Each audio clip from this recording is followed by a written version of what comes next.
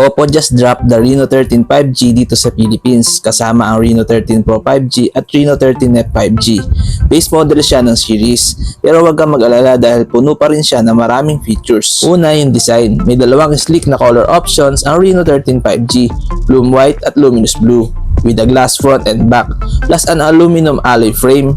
Premium na premium yung feel niya sa kamay at syempre durable din siya with IP69, IP68 at IP66 certifications. Ibig sabihin kaya niya makisabay sa high pressure at high temperature water exposure. Ngayon let's talk about the display. Yung 6.59-inch Full HD Plus Flexible AMOLED screen, grabe ang ganda at ang bibid na mga colors. Ang Flexible AMOLED ay isang step up mula sa regular AMOLED kaya mas maganda ang contrast, mas malalim ang blacks at mas bibid ang mga kulay. Plus may power efficient din siya with the 120Hz refresh rate, super smooth yung pag-scroll at gaming. Plus yung 240Hz touch sampling rate, mabilis siya mag-respond sa touch mo. Kahit outdoor, kitang-kita pa rin dahil may 1200 nits peak brightness siya. Though hindi siya kasing bright ng mga flagship phones, okay na okay pa rin ang clarity. Corning Gorilla Glass 7i pa ang protection para sa screen mo, so safe from scratches. Powered by the MediaTek Dimensity 8350 4nm chipset, mabilis at efficient ang performance ng Reno 13 5G. Suportado pa ng Mali G615 MC6 na GPU, kaya solid siya for graphic heavy apps. Updated na sa Android 15 with ColorOS 15, so mabilis at stable ang system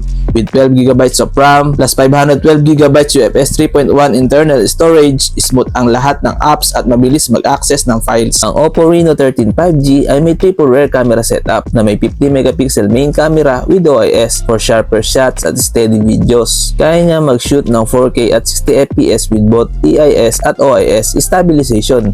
Kaya smooth and high quality ang mga kuha. Sa front naman, meron siyang 50MP selfie camera for ultra clear selfies at vlogs. At kaya niya mag-shoot ng videos up to 4K at 60fps with EIS. Para sa mga vloggers, swak na swak ito. Walang dapat ipangamba sa battery life. May 5,600 mAh battery capacity ang Reno 13 5G na tatagal buong araw. At pag kailangan ng recharge, 80W SuperVOOC fast charging ang sagot.